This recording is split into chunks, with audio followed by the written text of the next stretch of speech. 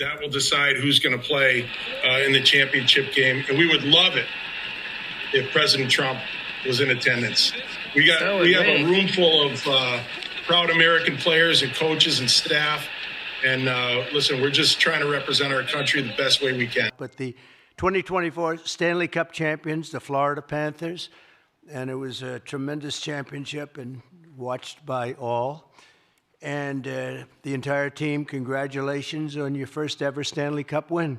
And you had a couple of really close calls, and I watched the team get better and better and better, and then they won. Instead of a Ranger tap, because we designed this like the Ranger Battalion, your tap says POTUS.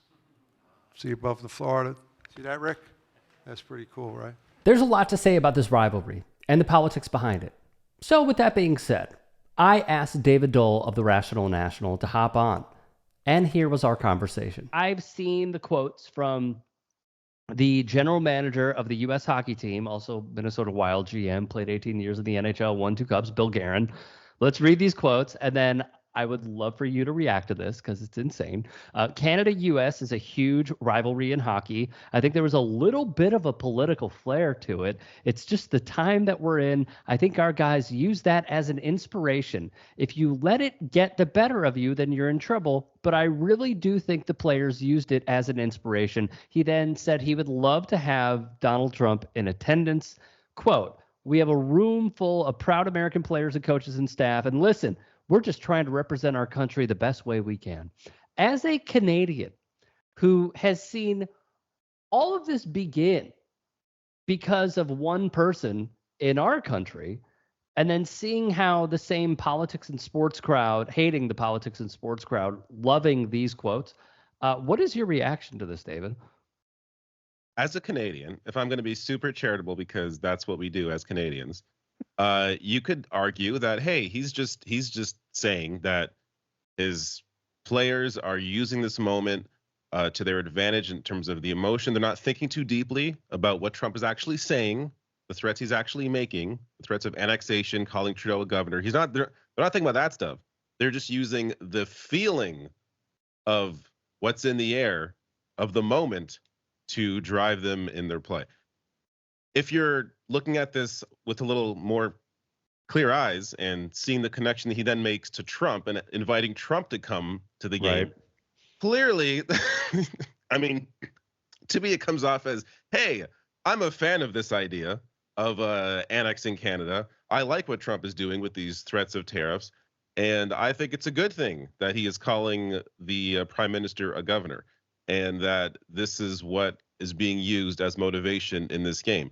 So it's so disgusting. I mean, it's hard to think of this any other way. Just as a Canadian who, hockey is our sport. Now you are cheering on the annexation of the country that created the sport, that gave you a career. Like, it is just, it's wild to see, but it's also not surprising.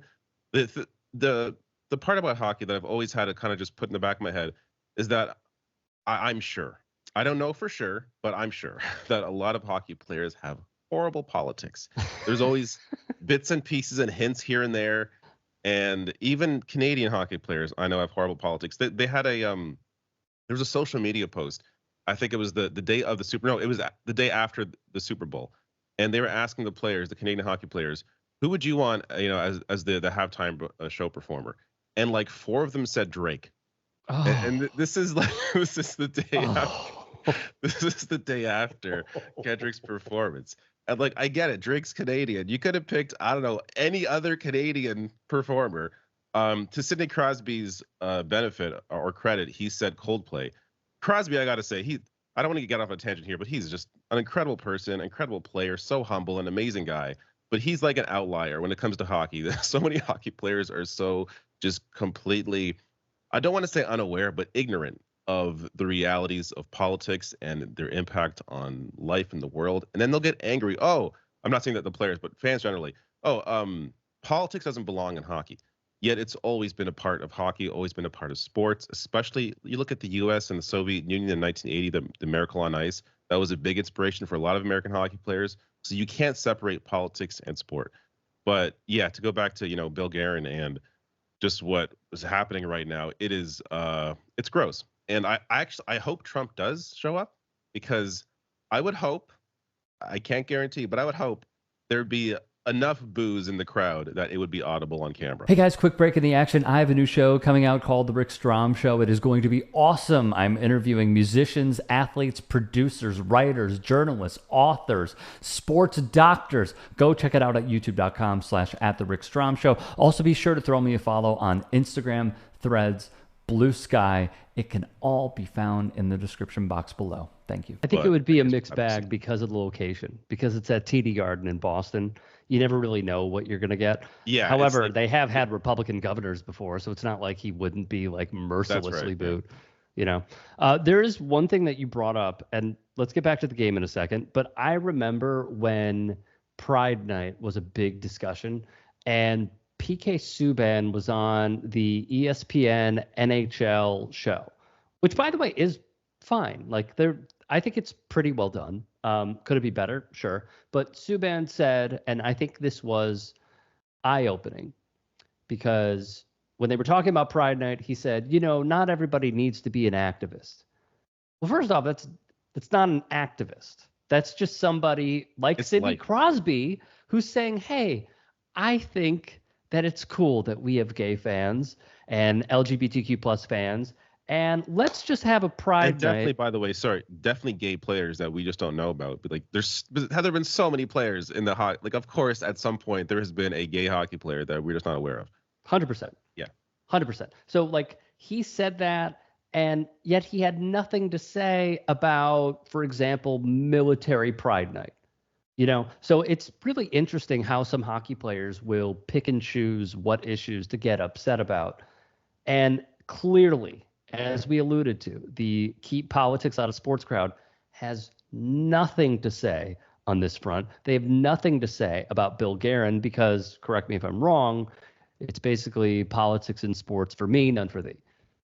Yeah, there has been this weird disconnect where people don't view the military as political, but they'll view human rights, basic human rights, as political.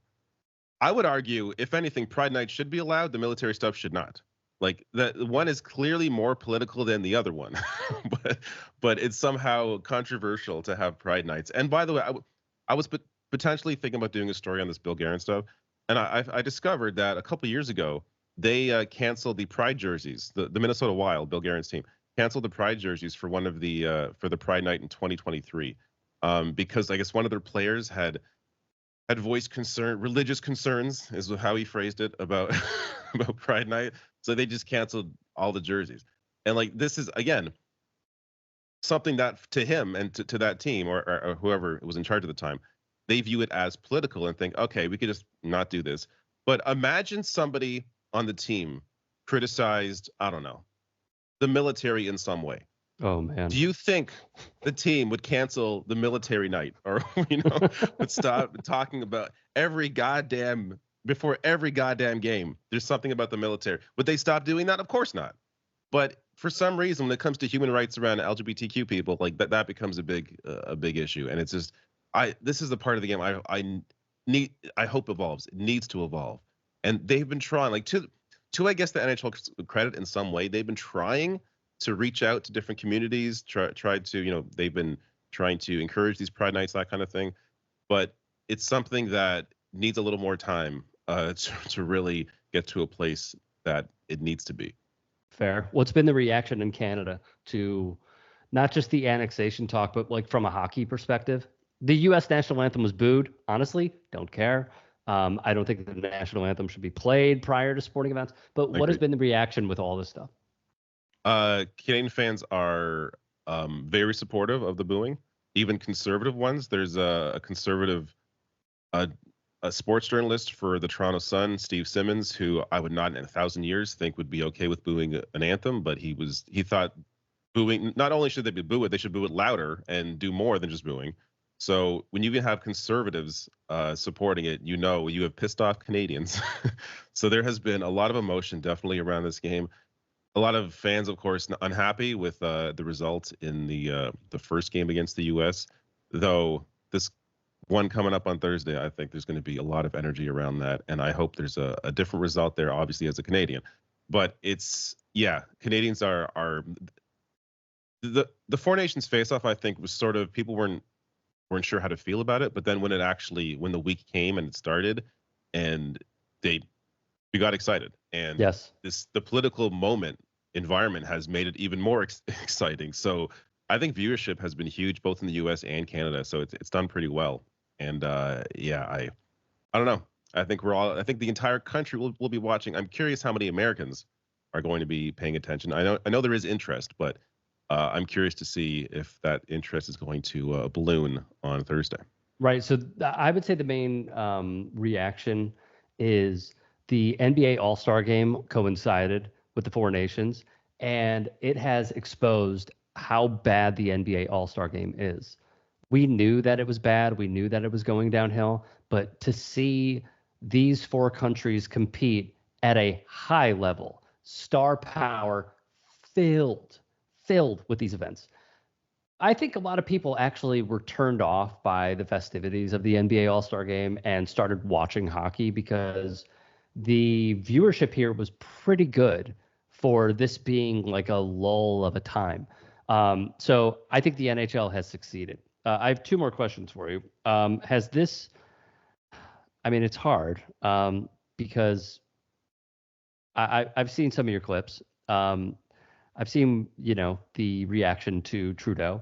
Are a lot of people defending Trudeau because Trump has just been so arrogant in calling him a governor? Yeah, I don't know if I would call it as much as defending Trudeau as just sort of coming together and being anti-Trump, anti-America generally now. There has been, buying habits are changing. People are ensuring when they go to the grocery store that they are buying Canadian, or at the very least not buying American.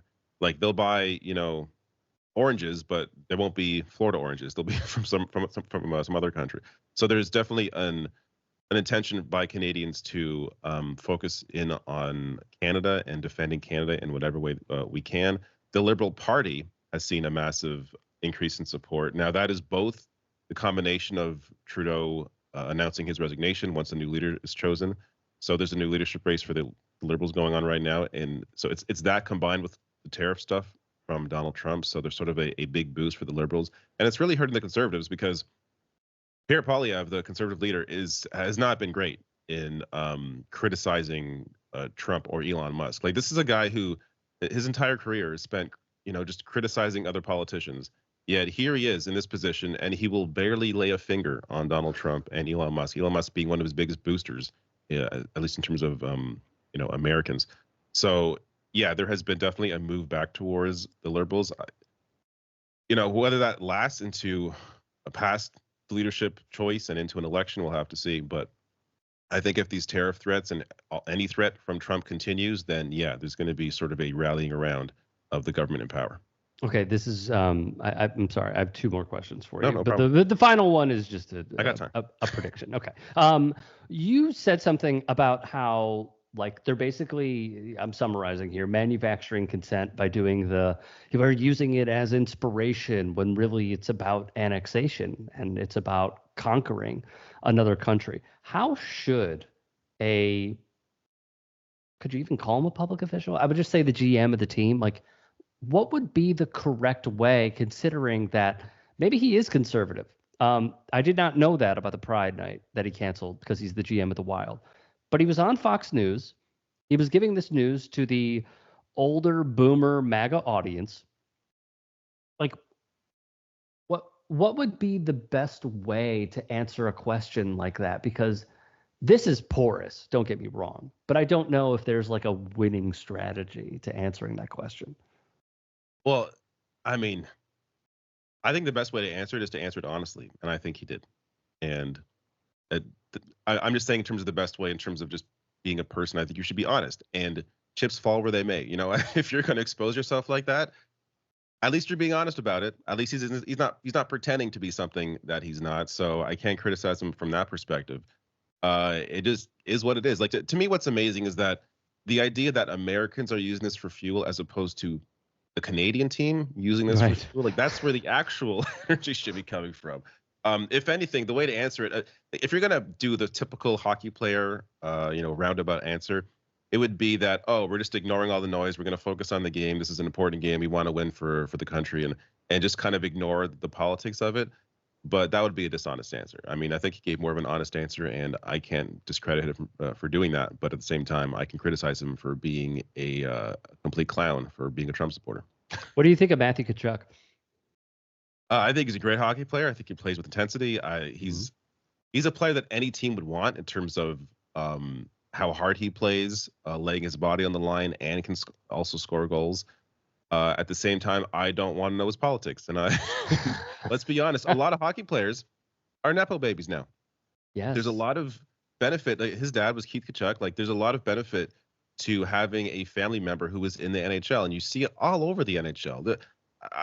I'm sure there's a number, but there's countless amounts of players now who had a family member, a dad in the NHL at some point. And that is definitely apparent in those two, and they play a bit like him. They play with intensity. They play, they'll both fight, so they have that aspect of it. But yeah, hockey player great.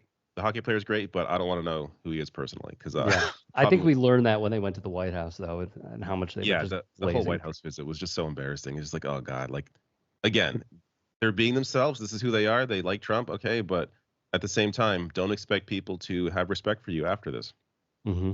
Fair. I think to go back to your point about Nepo babies, it's actually a huge problem in sports. It is hockey, don't get me wrong. But when we were looking at and analyzing the hiring practices within the National Football League, we found that predominantly black men were passed over for Nepo babies. Not that he's a bad coach, but like a Kyle Shanahan, for example, or a Steve Belichick, the son of Bill Belichick, who was running the linebackers. So this is actually a common occurrence. Many basketball players as well, like Steph Curry is amazing, but there are others who maybe potentially shouldn't be in a GM role, a vice presidency role because of those connections that they have. Lastly, who do you got? Who's going to win? I mean, okay, I'll tell you who I want to win. Oh, Canada to no. win, obviously. Is that I'm a big Leafs fan here. At the same time, I'm a little worried about the goaltending. Canada could have chose, Logan Thompson, the Washington Capitals, who's doing amazing right now. Yep. They could have chose Darcy Kemper. There were other goalies, but Canada has this issue. Canada hockey has this issue about seniority, where they go to the guy, oh, he was there before. Like Binnington was in the World Juniors once, and even though he was terrible there, he was there once, and then he also won a cup once, and it must be him. Instead of looking at like the here and now, who's great now, who should play now, it's a lot about seniority, and I think that may hurt the team when it comes to the goaltending, and it already has. Binnington's let some terrible goals, but at the same time, scoring one goal against the U.S. is not going to win a game. So, the team has to step up. Crosby's been playing great. McDavid's been playing fantastic, but Yes, he has. some other players got to step up and score some more goals. And Hellebuck is a hell of a goalie, so it's going to be tough, but there's got to be some pressure there and some more goals for them to win that game. David Doel, the Rational National, I conclude with this. Best of luck to you. And actually, the question is, who do you want to win? I honestly, at this point, I don't know. Like, I feel like I'm watching like the World Cup, and it's just two countries that like I'm like, yeah, I just want a good game. Yeah. That's where I am, just because like we're so immersed in this stuff, and if you're really giving the consent to fascism, it's very hard for me to root for you. It just really is, because I'm a person. So I appreciate your time, and as an American, I'm going to do something very Canadian. I'm sorry. Apology accepted. All right. Thanks, man. Thank you. If you can and are willing, please become a paid member here at TYT Sports. And or go to tyt.com/join. In addition, you can follow me on Twitter, Instagram, and TikTok. Appreciate it. Have a great day.